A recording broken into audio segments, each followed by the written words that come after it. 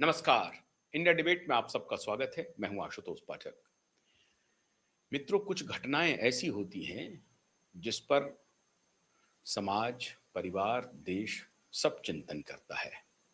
Media भी अपने तरीके से चिंतन करती है, अदालतें अपने तरीके से चिंतन करती है और पुलिस के ऊपर तो उस घटना विशेष की इतनी बड़ी जिम्मेदारी होती है जिसका निर्वाह करते करते कई आरोपों के घेरे में भी आती है और कई बार आरोप से बचने के लिए वो काम भी करती है और कई बार दूध का दूध पानी का पानी भी करती है। ये सारी प्रक्रियाओं से उन्हें गुजरना पड़ता है। मैं जिक्र कर रहा हूं पुणे के एक ऐसे चर्चित केस का जिस पर पूरा देश अभी एक प्रकार से मौन है, गुस्से में है और कुछ कह नहीं पा रहा है। और हर घर में, अगर मैं कह रहा हूं हर घर में ये चर्चा आम हो गई है कि क्या ऐसी भी घटना हो सकती है। लड़के की शादी मुश्किल होती जा रही है, लड़कियों की शादी मुश्किल होती जा रही है। परिवारों में लोग चिंतन करने लगे हैं कि लड़के और लड़की की तहकीकात की जाए तो कैसे की जाए। शहरों में स्थिति और भी दूभर होते जा रही है। ग्रामीण इलाके की अपनी समस्याएं हैं, लेकिन शहरों की स्थिति और दूभर होती जा रही है। पुणे में जो कुछ भी हुआ है वो हृदय विदारक तो है ही, लेकिन अब इस पूरे परिप्रेक्ष्य में अब तक हमने कोई स्टोरी इस मुद्दे पर नहीं की। लेकिन आज आपके सामने सबसे बड़ा सबूत लेकर आ रहा हूं जिसमें सिया गोयल को फांसी हो सकती है और होगी। आजीवन कारावास की तो सजा होगी ही होगी, फांसी भी हो सकती है। वो क्या सबूत है, कैसे वो सबूत बन रहा है जिसमें सिया गोयल सीधे फांसी के तख्ते पर पहुंचेगी और केतन अग्रवाल के परिवार को न्याय मिलेगा, केतन को न्याय मिलेगा। आज उस पूरे सबूत पर चर्चा करने के लिए हमारे साथ एडवोकेट नीलेश ओझा जी जुड़ रहे हैं। बहुत बहुत स्वागत है नीलेश जी आपका। थोड़ा सा हेडरूम थोड़ा सा ठीक कर लीजिए नीलेश जी। यस यस, हाँ पक्का ठीक है। नीलेश जी, ये जो एक तो पूरी जो घटना है, सबूत पर हम बाद में आएंगे। एक बार पहले घटना के बारे में बता देते हैं और दोनों परिवार के रिश्ते के बारे में बता देते हैं। देखिए, अभी यह सबको पता है कि जो अभी मीडिया में जो चल रहा है, मैं उस पर बात कर रहा हूँ। जो पुलिस का रिमांड रिपोर्ट है और जो कई रिपोर्ट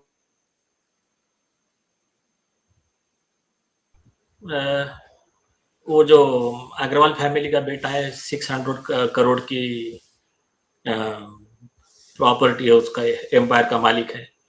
और इधर है वो गोयल फैमिली, वो भी रिच फैमिली है।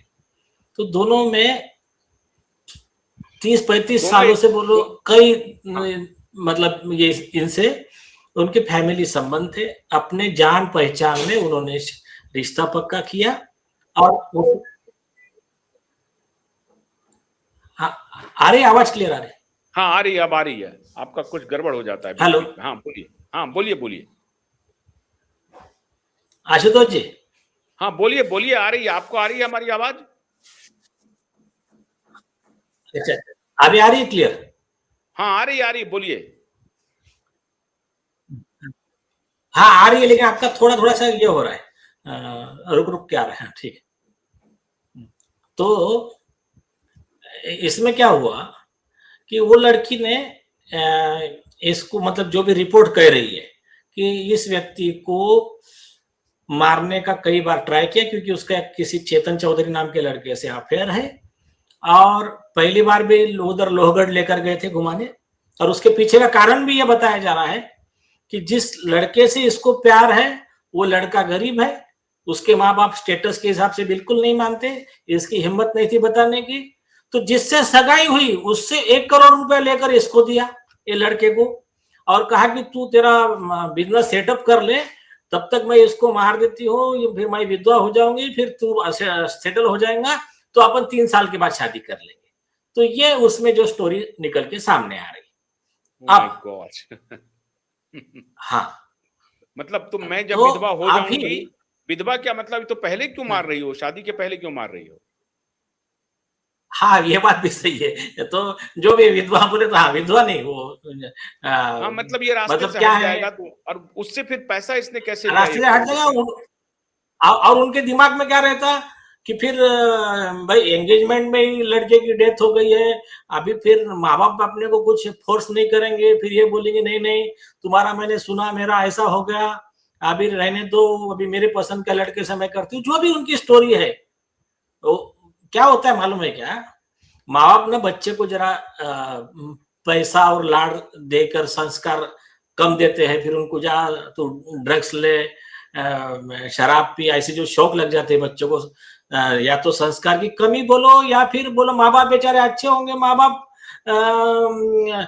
मुझे तो उनके पिताजी का एक स्टेटमेंट बहुत पसंद आया। ये सिया के पिताजी ने बहुत अच्छा स्टेटमेंट दिया।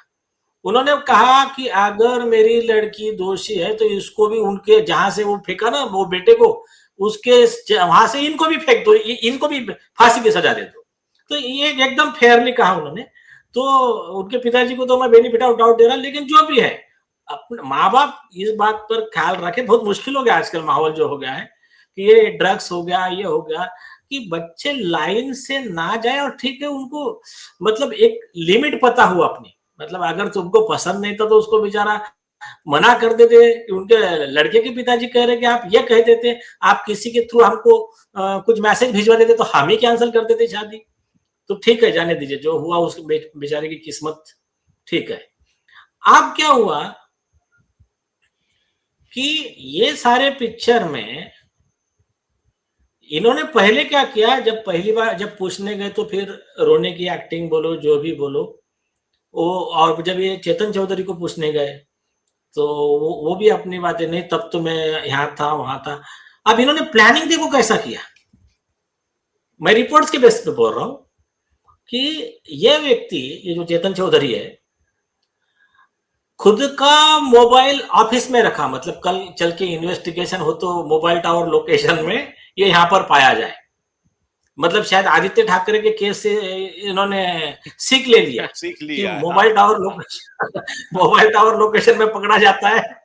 तो इन्होंने कहा कि अभी ये मोबाइल घर पे रखा और एम्प्लॉय का मोबाइल लेकर गया ये, और टोल में कहीं ये नहीं आना करके, कार नहीं आना, जो भी नहीं आना, 80-90 किलोमीटर या ऐसा कह रहे कि इस पे गया, स्कूटर पे, बाइक पे, और वहां जाकर इतने गर्मी में हुडी पहन रहा है, मास्क लगा रहा है, सीसीटीवी में ना चेहरा भी दिखना नहीं चाहिए, कपड़े भी पहचान में नहीं आनी चाहिए, और ऊपर जाने के बाद में फिर ये मास्क निकाल, ये हुडी निकाल दिया, पैंट चेंज करा और दूसरे लोगों से बात किया, मतलब वो हत्या करने के बाद, ताकि कल चल के वहां के जो आई विटनेस है वो ये गवाही दे सके कि नहीं नहीं ये तो दूसरा लड़का था, हमारे से बात कर रहा था, उसका ड्रेस तो अलग था। तो ये लेवल का प्लानिंग था इन लोगों का। और रिपोर्ट ये भी कह रही है कि जो लड़की है उसने इसको इशारा किया था कि मतलब उनका ये था, जैसा कोड वर्ड बोलते हैं कि जैसा मैं नीचे झुकूंगी, मैं शूज की लेस बांधने जो भी था उनका, तो आप तुम तभी आके धक्का दे देना इसको। और पहले जाके ट्रायल करके आए, मतलब ये पूरा उसका रिहर्सल करके आए थे लोग कि कैसा तो देंगे। और एक बार धक्का धक्का चेतन चौधरी ने दिया है। हाँ, और उसके अलावा इसके पहले एक बार धक्का दिया था इसने, सिया ने, बच गए। हाँ, वो बच गए। और उसको क्या बोल रही है, स्टोरी बना रही है कि अरे वो सांप था बाजू में, तो तुम्हें मैं बचा रही थी। अब वो लड़का, मतलब ये जो लड़का भी है ना, लड़का पढ़ाई में भले ही आगे होगा, उसको ना वो जिसको बोलते हैं स्ट्रीट स्मार्ट, व्यवहार ज्ञान उसको ठीक से नहीं था, वो ये बहुत इंप्रेशन, लड़की के इंप्रेशन में आ गया वो। तो ये बच्चों को भी ना, लड़कों को भी माँ बाप ने अच्छे पर्सनालिटी डेवलपमेंट की ट्रेनिंग देनी चाहिए कि तुमको पहचानना सीखो आप कि किस तरह से लड़कियां फंसाती है। तो आप आपकी जान धोखे में डाल के या खुद का कॉन्शियस मॉर्गेज मत करो, किसको गिरवी मत रखो, आप उसका रिस्पेक्ट करो, तुम्हारे गर्लफ्रेंड है, वाइफ है, रिस्पेक्ट करो उसका, लेकिन ये नहीं कि तुम उसको खुद को सरेंडर कर दो करके मतलब गुलाम बन जाओ। तो ये दोनों को बैलेंस करना है, तो ये माँ बाप ने दोनों को सिखाना है। तो अब ये सब सीन हो गया। पूना पुलिस को एक्चुअली मतलब अप्रिशिएट करना चाहिए। उन्होंने तुरंत इसको मतलब फास्ट में सब तरफ इन्वेस्टिगेशन करके सीसीटीवी से लेके हर चीज लेके, और उसके नौकर को जब पहली बार में तो कुछ मिला नहीं, लेकिन सेकंड टाइम में जो इनकी सिस्टर है केतन अग्रवाल की, उसने जब इससे एक दो सवाल पूछे लड़की से, उनके मौत के बाद जो शोक सभा में वगैरह मिली, तो तब इसके ये जवाब ठीक से दे नहीं पा रही थी। तब उसको डाउट हुआ, तब उसने उसके पिताजी को बताया, तो उसके बहन की वजह से मामला खुला। फिर उसके पिताजी ने पुलिस को रिक्वेस्ट किया, पुलिस ने फिर से इन्वेस्टिगेशन किया। तो फिर इसके नौकर को इसको पूछा, चेतन चौधरी को बोला, उसने कहा मैं तो यहां था, मेरा मोबाइल टावर चेक कर लो। फिर उसका नौकर को पूछा, नौकर ने बोला उस दिन साहब मेरा मोबाइल लेकर गए थे। वहां से पॉइंट पकड़ में आ गया। फिर इन्होंने दूसरे सीसीटीवी निकाले, तो ये बाहर ये 6 महीने में 1000 घंटे का टॉक टाइम लड़की का और वो उसके बॉयफ्रेंड का, बाद में सीसीटीवी में मिल रहे, एक दूसरे को गले मिल रहे, किस कर रहे। फिर और वो लड़की क्या शराब पीते हुए और कौन से नशे करते हुए, वो सब वो चीजें आ रही है अभी बाहर। तो ये एक पार्ट हो गया। क्रिकेट मैच देखते हुए, हाँ, अब ये सब सिनारियो में जो कॉमन मैन है, देखो जिस किसी के घर में लड़का है कि जिसको बेटा है बेटी है, तो कॉमन मैन शॉक में आ गया कि मतलब आज के जमाने में अगर मतलब तुम्हारे को अरेंज इतने सालों से तुम्हारी फैमिली रिलेशन वाली लड़की है, वो मर्डर कर दे रही है, तो किसके मन में क्या है कुछ समझ में नहीं आ रहा। तो करे तो क्या करे। अभी शादी होने के बाद में तुमको डोमेस्टिक वायलेंस और हरेसमेंट और ये उसके तो केसेस का अलग सामना करना पड़ रहा है पुरुषों को। तो वो हरेसमेंट पूरी फैमिली परेशानी में, ससुर ननद देवर जेठ जेठानी सबको तकलीफ, तो वो एक टेंशन से उभर नहीं पा रहा है। ये फैमिली सिस्टम जो है विवाह संस्था, उसमें से अभी ये नया आ गया, तो सब परेशान थे। अब वो परेशानी में क्या हो गया, अभी कल दो चार दिन से कुछ ठीक है गलत शब्द नहीं यूज करूंगा, कुछ अति होशियार लोगों ने चालू कर दिया, कोई हत्या का सबूत ही नहीं है। ये उनके वकील ने भी कोर्ट में आर्गुमेंट किया और इन्होंने चालू कर दिया कि अभी क्या सिया छूट जाएंगी, अभी क्या ये आरोपी छूट जाएंगे। तो ये उसका जवाब जरूरी है। जो गलत करने वाले उनका मॉरल तोड़ना जरूरी है और सही लॉ की पोजीशन बताना जरूरी है। इसके लिए आज का एक एपिसोड है। तो अभी पहली चीज देखिए अगर कोई आरोपी है, इवन ये देश में देखो कसाब है, लाइव मर्डर कर रहा था सबके, उसको भी कोर्ट ने ट्रायल चला के डिटेल में सजा दिया। वो एक उसको आरोपी को उसके जो भी राइट्स होंगे वो डिफेंड करे, उनके वकील उसके लिए उसको बेल मिलने का अगर ग्राउंड ठीक से दिया नहीं है अरेस्ट के या सुप्रीम कोर्ट के गाइडलाइन का कंप्लायंस नहीं हुआ है, उनको बेल मिल सकती है नहीं मिल सकती है, उस पर आर्गुमेंट करने का उनको अधिकार है। जो भी निर्णय लेना है कोर्ट लेगा, वो विषय बाजू में। मेन विषय है कि क्या इस केस में सबूत ना रहने पर, मतलब कोई आई विटनेस ही नहीं है, सिर्फ ये 2 लोग थे, तो वो कह रहे हैं कि कोई सबूत ही नहीं है, तो क्या इनको सजा हो सकती है। तो अभी जो अवेलेबल रिपोर्ट है उसके बेस पे मैं बता रहा हूं। ये केस आता है सेक्शन 106 ऑफ एविडेंस एक्ट, नया जो भी है भारतीय साक्ष्य संहिता का करस्पॉन्डिंग सेक्शन। तो एविडेंस एक्ट क्या कहता है 106, एक जगह में आरोपी और फरियादी 2 लोग थे और जो व्यक्ति डिसीज्ड है वो मरा हुआ पाया गया और उसकी जो डेथ है वो नेचुरल डेथ नहीं है, तो वो चीज पे प्रोसिक्यूशन को प्रूव नहीं करना है, पुलिस को प्रूव नहीं करना है कि इन्होंने ही मारा। इन दोनों को बताना है कि वो मरा कैसे। ये नॉर्मल में क्या होता है कि प्रोसिक्यूशन को प्रूव करना होता है बाकी के केसेस, लेकिन ये केस हो गई, ये केस में 106 वाले एविडेंस एक्ट की होती है, उसमें आरोपी को प्रूव करना होता है। और अगर आरोपी का एक्सप्लेनेशन, जवाब झूठा है, तो ये एडिशनल एविडेंस है ये प्रूव करने के लिए कि ऑथर ऑफ क्राइम यही लोग हैं। और जो कॉन्स्पिरेसी में शामिल होता है, अभी आपको पता है क्या, ये दोनों के आपस में झगड़े चालू है, ऐसे रिपोर्ट्स आ रही है कि ये कह रहे मैंने नहीं, उसने धक्का दिया, वो कह रहा मैंने नहीं, इसने धक्का दिया। तो ये दोनों कॉन्स्पिरेसी में इन्वॉल्व थे, बाकी के डॉक्यूमेंट से प्रूव हो रहा है। तो कॉन्स्पिरेसी में एक किसी ने भी किया तो दोनों को इक्वल सजा है। एक बाजू में सिर्फ खड़ा भी है और दूसरा धक्का दे रहा है तब भी सफिशिएंट है।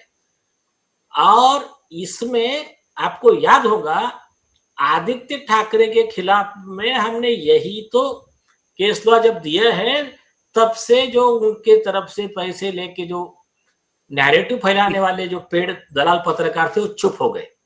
नहीं तो पहले बहुत बातें कर रहे थे, हाँ सबूत क्या है, हमारे पास आई विटनेस थे, वो तो बाजू की बात है। हमने कहा mobile tower location itself is sufficient, क्योंकि तुमने कहा तुम तो वहां थे ही नहीं। आदित्य ठाकरे ने क्या कहा, उस दिन मैं वहां था नहीं, मेरे नाना जी की मौत हुई थी, मैं उधर गया था। तो अब ये चौधरी और साबित हो गया मोबाइल टावर लोकेशन से, तो ये इटसेल्फ इज। चौधरी और सिया के एक साथ होने का सबूत मिल गया। अब ये जो दोनों है, इसके प्यार का भी हवा उतर गया। जैसे ही मर्डर केस में आया तो ये अब एक दूसरे को ब्लेम करने लगे। देख लीजिए दोनों कितने बड़े प्रेमी हैं, ये हत्या बने क्या क्या खेल हो रहा है। तो अब ये दोनों को ब्लेम कर रहे हैं, लेकिन क्या इन दोनों को मालूम नहीं है कि किसी को भी ब्लेम करो सजा बराबर होनी है।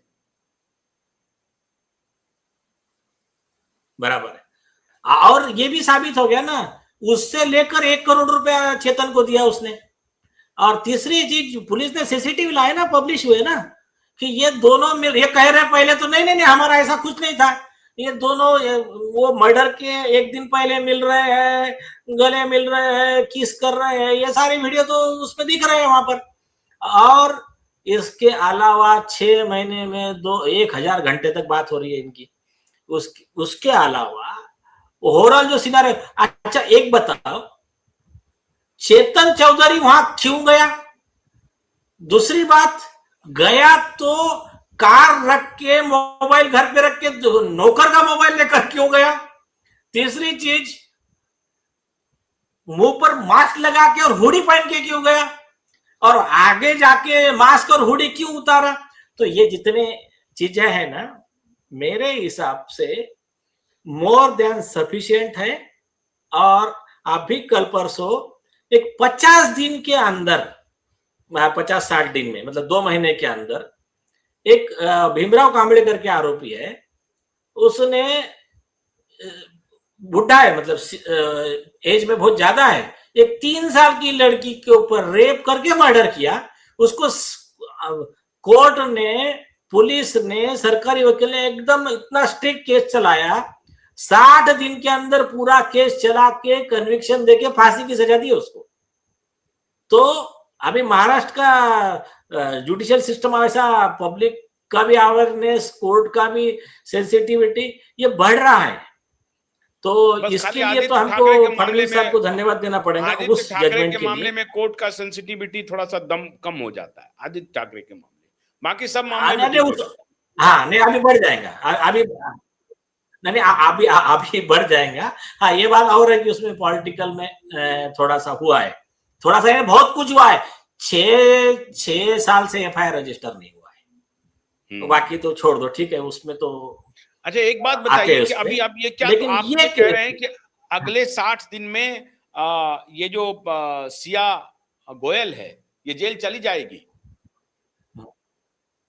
जो नहीं, मतलब नहीं, जेल नहीं, मतलब इसको मैं उसको ये नहीं सजा हो कह रहा हूँ कि जाएगी ये चलिए, नहीं, नहीं, नहीं, दोनों मैं को। ये नहीं कह रहा हूँ, दिया है अभी सिमिलर, अभी कुछ दिन पहले सजा दी है, तो वैसा ही इनके केस में हो सकता है, और इनके केस में ज्यादा कुछ करने की जरूरत नहीं है।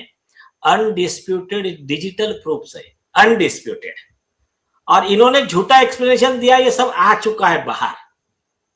तो अब और उन्होंने, पुलिस ने जाके सीन रिक्रिएशन भी किया, सिया को लेकर गए, सीन रिक्रिएशन किया। तो अभी इनके पास ज्यादा डिफेंस नहीं। अभी मैं और एक स्ट्रांग पॉइंट पे आ रहा हूं, ये केस में भी और देश के हर केस में अभी एक बहुत स्ट्रांग चीज आई है। इसके पहले क्या होता था मालूम है क्या? अगर एखादा आरोपी बड़ा आदमी है तो बड़े वकील आ गए, तो गरीब आदमी को, मतलब ऐसा मान के चलने का कि मर्डर भी किया है, रेप भी किया है, तो वो बच जाएगा, ऐसा एक परसेप्शन था कॉमन मैन में। और इवन तो जस्टिस कृष्णा यार ने भी बोला था कि if you are poor go to jail, if you are rich get a bail. तो ये ऐसा माहौल हो गया था।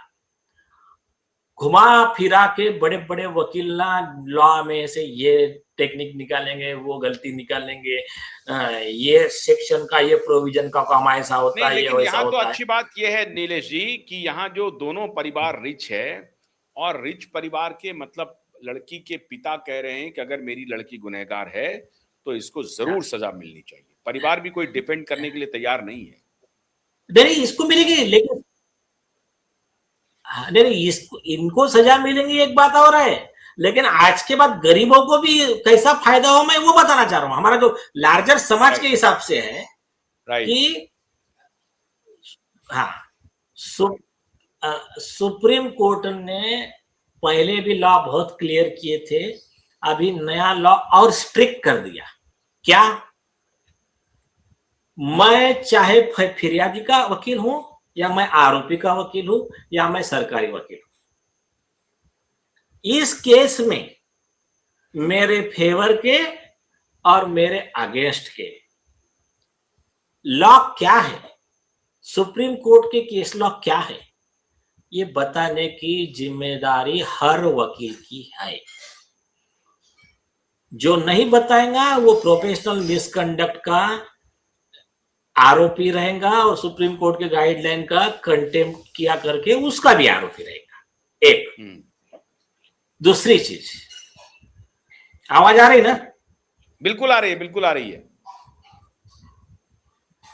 आ रही है, आ आशुतोष रही है, जी, आ रही है, हाँ, आ रही है, आ रही है, आ हाँ, रही है। दूसरी चीज, हम्म, हाँ, और हाँ, सुप्रीम कोर्ट के जजमेंट सिर्फ जजमेंट नहीं है, सुप्रीम कोर्ट ने बहुत क्लियर किया, मैंने उसके ऊपर आर्टिकल लिखा था, और उसके बाद में सुप्रीम कोर्ट का जजमेंट आया उस पॉइंट पे। सुप्रीम कोर्ट के जजमेंट ये लीगल एविडेंस है, ये खुद अपने आप में एविडेंस है। तो एविडेंस, बाइंडिंग केस लॉ छुपाना या गलत इररिलेवेंट केस लॉ देना, ये एविडेंस छुपाने या गलत एविडेंस देने के श्रेणी में आता है। अरे जो वाह। सुप्रीम कोर्ट का जजमेंट या फिर बाइंडिंग प्रेसिडेंट अगर हाई कोर्ट का जजमेंट है स्टेट के लिए, वो लीगल एविडेंस है, इसका केस लॉ मैंने आपको भेजा है, वो आप दिखा दीजिए। अब अच्छा। दूसरी चीज, हम्म, उन्होंने सरकारी वकील के ऊपर भी ये बाइंडिंग किया है कि अगर सरकारी वकील ने सही case law legal position court को नहीं बताया, पहले क्या होता था, सरकारी वकील को भी मैनेज कर लेते थे बड़े लोग, सरकारी वकील से पैसे खा लेते थे, सरकारी वकील खुद पैसे खाते थे, अभी कई अरेस्ट भी हुए उसमें, तो वो आरोपी को बचाने के लिए वो मदद करते थे। जैसा आदित्य ठाकरे के केस में कुछ बार ट्राई किया सरकारी वकीलों ने। तो ऐसे में सुप्रीम कोर्ट ने कहा कि अगर गलत केस लॉ दिया या सही केस लॉ छुपाया तो आप, बिल्कुल अब ये सबसे इंपॉर्टेंट बात है। थोड़ा लगता है कनेक्टिविटी का कुछ प्रॉब्लम है। नीलेश जी कह रहे हैं कि सुप्रीम कोर्ट का इस मामले में, इस तरह के सिमिलर केस के लिए एक केस लॉ है ऑलरेडी, कि अगर आरोपी उस जगह विशेष पर मौजूद है जहां पर कोई घटना घटी है, तो ये साबित करना कि वो निर्दोष है, ये उसका अधिकार है, उसे साबित करना है, किसी अन्य को साबित नहीं करना है। और अगर उन्होंने झूठ बोल दिया तो फिर उसके लिए अलग से उनके खिलाफ कार्रवाई होगी। और ये जो वर्डिक्ट है सुप्रीम कोर्ट का, ये एक एविडेंस के रूप में माना जाएगा। तो इस केस का एविडेंस अगर वो वकील, मतलब सिया गोयल का वकील कोई गलत केस लॉ पेश करता है, तो वो सही एविडेंस के साथ डिस्टॉर्शन कर रहा है। क्या ये सही है नीलेश जी जो मैंने कहा?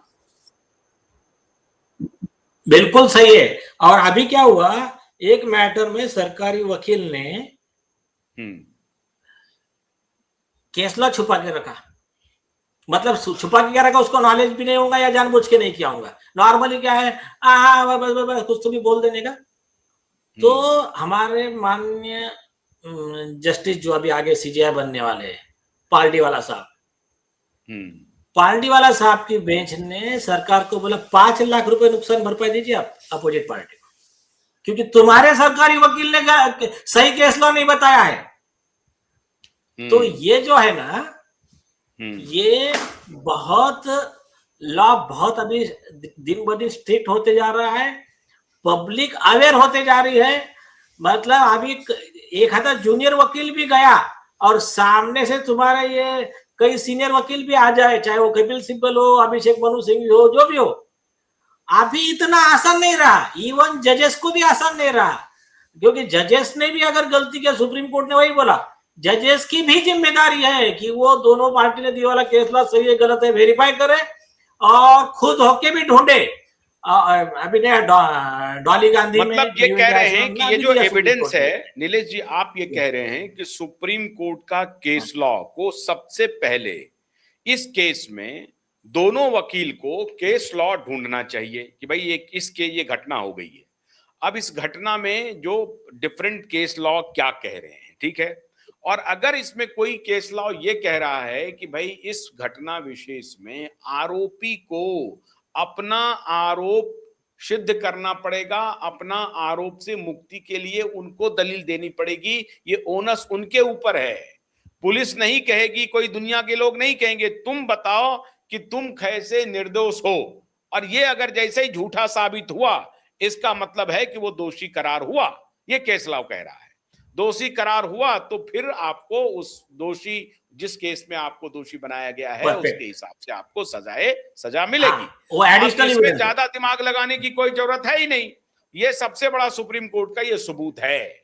मतलब सुप्रीम कोर्ट का जो केस लॉ है वो सबसे बड़ा सबूत है, ये कह रहे हैं आप। यस। तो इसका मतलब है कि ये केस 30 दिन के अंदर में सॉल्व हो जाएगा।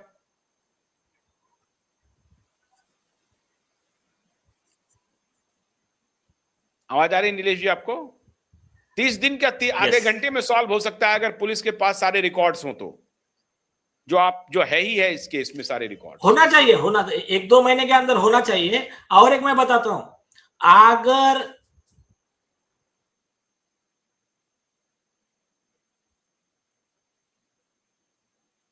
हाँ, लगातार कुछ गड़बड़ी हो रही है। आजकल मौसम खराब है और मुंबई में तो और भी बारिश का मौसम चल रहा है। अब दिल्ली एनसीआर में भी अब बारिश धीरे धीरे आने वाली है, आज तो बड़ी संभावना है इस वजह से। लेकिन मुख्य बात यह है कि इस केस में फिर लगता है नीलेश जी जुड़ गए हैं। हाँ नीलेश जी जुड़ गए? हाँ, आप कुछ कह रहे थे नीलेश जी, बताइए। हाँ, कोई बात नहीं, वीडियो नहीं आ रहा, ऑडियो बता दी। हाँ बता दीजिए। हाँ आ रही आवाज? हाँ आ रही, बोलिए। अगर आप कह रहे थे कि अगर ये ऐसा होता है क्या होता है? आ रही आवाज? हाँ आ रही है, बिल्कुल आ रही है।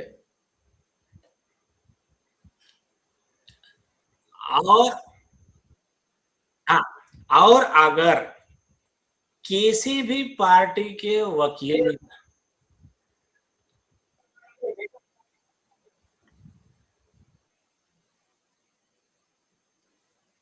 हाँ बोलिए, किसी भी पार्टी के अभी आवाज क्लियर आ रही है?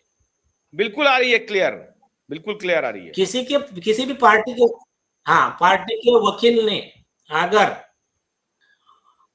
फालतू का कुछ एप्लीकेशन दे के घुमाने का ट्राई किया, डिले करने का ट्राई किया, तो जज को अधिकार है वो पार्टी के ऊपर कॉस्ट लगाए, वकील के भी कंडक्ट को ऑर्डर में मेंशन करे। लाल बहादुर गौतम में सुप्रीम कोर्ट ने डायरेक्शन दिया देश के सारे कोर्ट्स को कि वकील अगर ऐसे फालतू के ओवररूल्ड केस लॉ या कुछ मिसगाइड करता है, उसके ऊपर भी कार्रवाई करो, उसके कंडक्ट को ऑर्डर में मेंशन करो।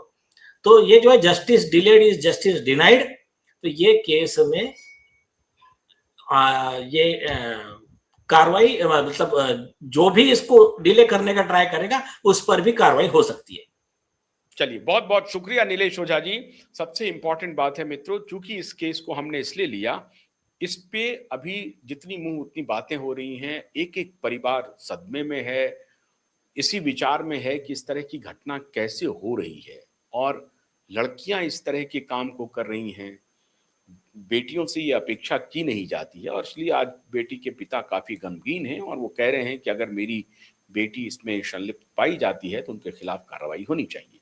लेकिन अभी तक जितनी बातें हो रही हैं, जो डिजिटल एविडेंस हैं, जो सीसीटीवी फुटेज है और जो बाकी एविडेंस है, वो तो पर्याप्त हैं ही। इसके अलावा जो सबसे बड़ा एविडेंस है, वो एविडेंस है सुप्रीम कोर्ट का केस लॉ। और सुप्रीम कोर्ट के केस लॉ के आते ही बाकी सारी बातें गौण, वो जो एविडेंस वहां पर्याप्त मौजूद है, उसके आधार पर सुप्रीम कोर्ट के केस लॉ का एविडेंस पेश किया जाए। सुप्रीम कोर्ट का एक केस लॉ जैसे ही सामने आएगा, सारा खेल खत्म हो जाएगा और जो भी दोषी है उनको सजा फौरन से पेशतर मिल जाएगी। कोई वकील भी कुछ नहीं कर पाएंगे और जज साहब भी कुछ नहीं कर पाएंगे। तो बड़े पैसे का खेल भी इसमें मुमकिन नहीं है। अगर पैसे वाले बेटी के पिताजी, हालांकि वो इस केस में अच्छी बात है कि वो खुद ही कह रहे हैं कि नहीं, हम इसको बचाने की कोशिश नहीं करेंगे, ये जांच प्रक्रिया अगर ठीक से चली, पुलिस की जांच सही है, तो हम बचाने की कोशिश नहीं करेंगे। लेकिन अन्य केस के लिए भी नीलेश जी कह रहे थे कि जिसमें इस तरह की बात हो, जांच पता चल जाए और वकील और जज या और कहीं इन्वेस्टिगेटिंग एजेंसी मिल मिला करके एविडेंस को डिस्ट्रॉय करने की कोशिश करे, तो वहां सुप्रीम कोर्ट का एविडेंस सबसे बड़ा एविडेंस है और वही आरोपी को जेल भेजने के लिए और सजा दिलवाने के लिए काफी है। तो मान के चलिए कि सिया गोयल और उनके जो प्रेमी हैं चौधरी जी, इन दोनों को अब या तो सजाए मौत होगी या आजीवन कारावास होगी, निश्चित रूप से होगी। बहुत बहुत शुक्रिया, नमस्कार।